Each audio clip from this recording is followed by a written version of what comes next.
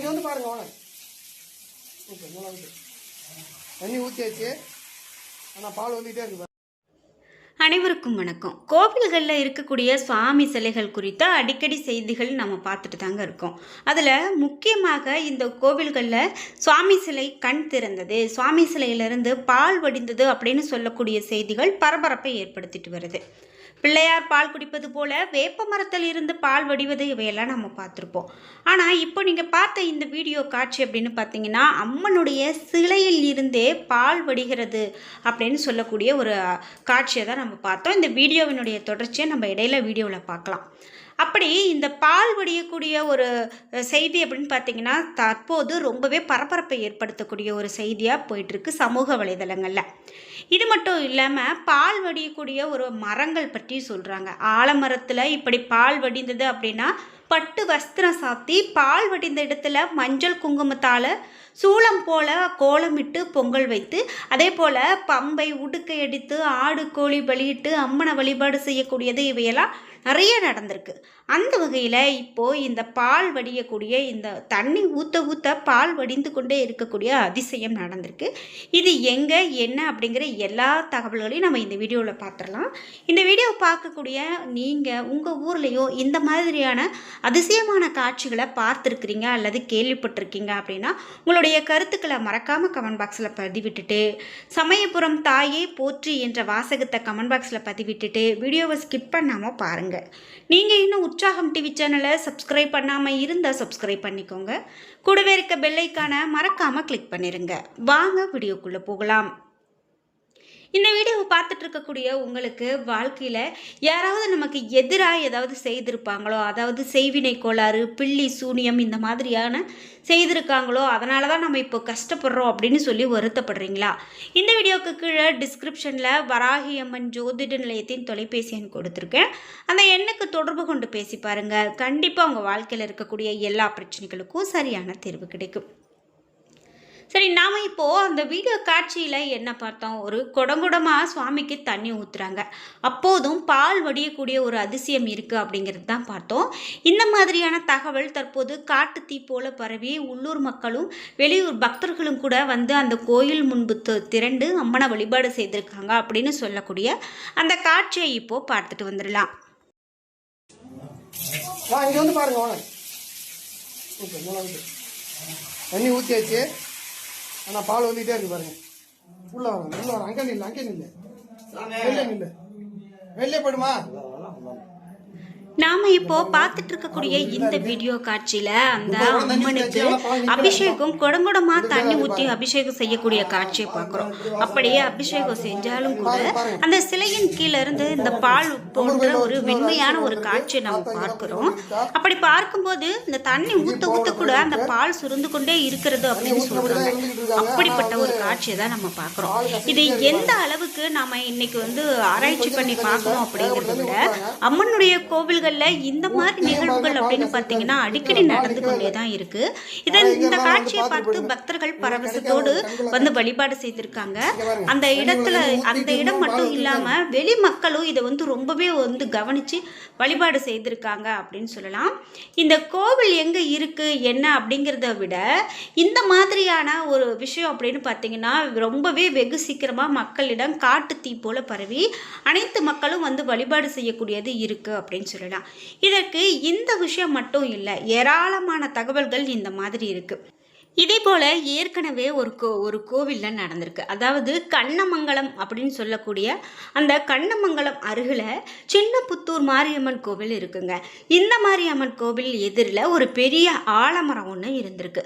இந்த ஆலமரத்தினுடைய கிளையிலிருந்து திடீரென பால் வடிந்து கொண்டு இருக்கிறத ஒரு நாள் பார்த்துருக்காங்க. அந்த தகவல் அப்படின்னு பார்த்தீங்கன்னா காட்டு தீ போல பரவி இருக்கு. உள்ளூர் மக்களும் வெளியூர் பக்தர்களும் கூட நிறைய பேர் திரண்டு வந்து அந்த அம்மனை வழிபாடு செய்திருக்காங்க.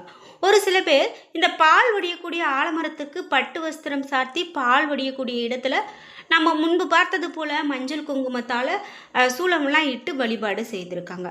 அப்போது ஓரிரு பெண்கள் கூட அங்கே வந்து அருள் வந்து ஆடி இருக்காங்க. அவர்களிடம் பக்தர்கள் அருள்வாக்கும் கேட்டிருக்காங்க. இதே போல தான் கொஞ்ச நாளைக்கு முன்னாடி அம்மன் சிலையில் இருந்து நீர்த்துளிகள் வியர்வையாக வடிந்ததை கண்டு பக்தர்கள் பரவசம் அடைந்திருக்காங்க. அது குறித்து வீடியோ ஒன்றும் ரொம்பவே இணையதளத்தில் ரொம்ப வைரலாக போனது அப்படின்னு சொல்லலாம். முக்கியமாக கோவில்களில் இருக்கக்கூடிய இந்த சுவாமி சிலைகள் குறித்து சில செய்திகள் அடிக்கடி இப்படி வெளியாகிறத நம்ம பார்த்துட்ருக்கோம். முக்கியமாக வீடியோவாகவும் ஃபோட்டோவாகவும் நிறைய விஷயங்களை நம்ம பார்த்து ஆச்சரியப்பட்டிருக்கோம். அந்த வகையில் இப்படித்தான் கடந்த சில நாட்களுக்கு முன்பு கோவை மாவட்டம் திம்மநாயக்கன் பாளையம் கிராமம் அருகில் இருக்கக்கூடிய ஒரு சம்பவம் நடந்திருக்கு.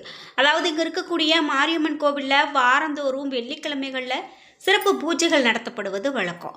அதன்படி வழக்கம் போல பூசாரி கோவிலை திறந்து பூஜைக்கு தயாராகும் போது அப்போது அந்த பகுதியை சேர்ந்த ஒரு சிறுமி கோவிலுக்கு சாமி கும்பிட வந்திருக்காங்க. பிறகு அம்மன் சிலையை பூசாரி தண்ணீர் ஊற்றி சுத்தம் செய்து கொண்டிருந்திருக்காரு. அப்போது அம்மனுடைய வலது கண் திறந்து இருப்பதாக சிறுமி சொன்னதுமே அருகில் இருந்த பூசாரி திரும்பி பார்த்திருக்காரு. அதே போல அப்போது அம்மனுடைய கண் திறந்தது போலவே ஒரு காட்சியை பூசாரியும் பார்த்திருக்காரு.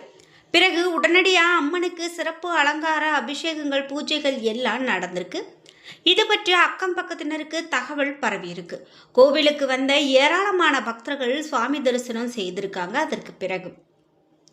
அதுக்கப்புறமா 3 நாட்களாகவே அம்மனுடைய கண் திறந்த நிலையிலேயே இருந்தது அப்படின்னும் அதிலிருந்து நீர் வடிகிறது என்றும் வியந்து கூறியிருக்காங்க அந்த பகுதி மக்கள்.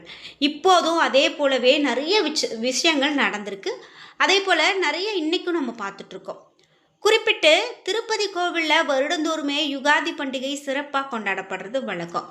அப்படி ஒரு நாள் யுகாதி பண்டிகை ஒட்டி நடந்துட்டு இருக்கும்போது அங்கும் சிறப்பான ஏற்பாடுகள் தயாராகி வந்திருக்கு. அப்போது புற்று வடிவில் இருக்கக்கூடிய ரேணுகா தேவி அம்மனுக்கு மலர்களால் பூஜை அலங்காரங்கள் செய்யப்பட்டு பூஜை நடந்து வந்தது.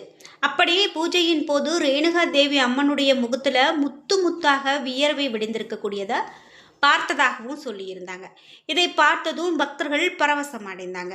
இந்த தகவலும் தீயாக பரவ அந்த பகுதியில் இருக்கக்கூடிய ஏராளமான பொதுமக்கள் ஆவலோடு திரண்டு வந்து வியர்வை வழியக்கூடிய முகத்தோடு தரிசனம் தந்த ரேணுகா தேவி அம்மனை தரிசனம் செய்திருக்காங்க. மக்களுடைய கஷ்டங்களை போக்கக்கூடிய அம்மன் கோடை வெப்பத்தினுடைய கடுமையை தனக்குள் வாங்கி கொண்டு காட்சி தரதாகவும் அப்போது பக்தர்களுடைய நம்பிக்கை தெரிவித்திருந்தாங்க.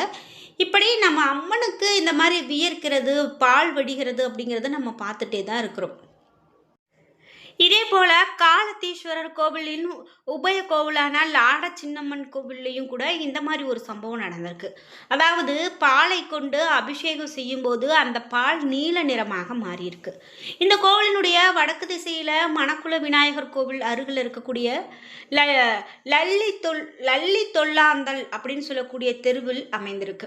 வெளியில இருந்து பார்த்தா ஏதோ ஒரு மடம் போல தோன்றக்கூடிய இந்த கோவில் அப்படின்னு பார்த்தீங்கன்னா சென்று பார்த்தா ஆச்சரியப்படும்படியான பழமை மாறாத வகையில் காட்சியளிப்பது நம்மை பிரமிப்பில் ஆழ்த்துகிறது அப்படின்னு சொல்லலாம். அங்கே இருக்கக்கூடிய அம்மன் ரொம்பவே சக்தி வாய்ந்த திருவுருவமாக போற்றப்படுகிறாங்க. வாரந்தோறும் செவ்வாய் மற்றும் வெள்ளிக்கிழமைகளில் சிறப்பு வழிபாடு நடத்தப்படுது. ராகு தலமான திருநாகேஸ்வரத்தில் இருக்கக்கூடிய ராகு பகவான் சிலைக்கு பால் அபிஷேகம் செய்யும் போது பாலானது கன்னத்தின் கீழே வரும்போது நீல நிறமாக மாறுவதை பார்க்கலாம். அதே போல் லாட சின்னம்மன் சிலைக்கு பால் அபிஷேகம் செய்யும் போது பால் நீல நிறமாக மாறி இருக்கிறதா சொல்கிறாங்க. செவ்வாய் தோஷம், நாகதோஷம் போன்ற எல்லாவித தோஷங்களையும் நிவர்த்தி செய்யும் பேரருள் வாய்ந்த அம்மனாக இந்த ஓடுவே இந்த சிறிய கட்டிடத்தில் வீற்றிருக்காங்க இந்த அம்மன் அப்படின்னு சொல்லலாம். அம்மன் கோவில்களை போல அல்லாமல் அந்த கோவில் பாம்பு மேலே அமர்ந்த நிலையில் லாட சின்னம்மன் கம்பீரமாக வீற்றிருப்பாங்க.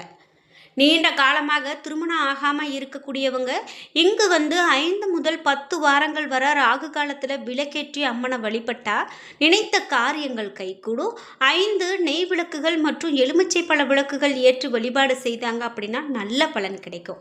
திருமண தடை நீங்கி விரைவிலேயே திருமணம் நடைபெறுவதற்கு இந்த கோவிலுக்கு நிறைய பக்தர்கள் வரதையும் பார்க்க முடியும்.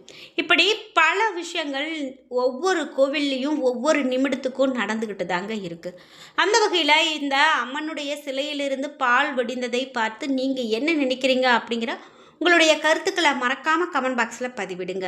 வீடியோ உங்களுக்கு ரொம்ப பயனுள்ளதாக இருந்திருக்கும். வீடியோ உங்களுக்கு பிடிச்சிருந்தா லைக் பண்ணுங்கள், ஷேர் பண்ணுங்கள், கமெண்ட் பண்ணுங்கள். நீங்கள் இன்னும் உற்சாகம் டிவி சேனலை சப்ஸ்கிரைப் பண்ணாமல் இருந்தால் சப்ஸ்கிரைப் பண்ணிக்கோங்க. கூடவே இருக்க பெல்லைக்கான மறக்காமல் கிளிக் பண்ணிடுங்க. அப்போ தான் நாங்கள் போடுற இது போன்ற பயனுள்ள வீடியோக்கள் உடனுக்குடன் உங்களுக்கு நோட்டிஃபிகேஷனாக வந்து சேரும். நன்றி வியூவர்ஸ்.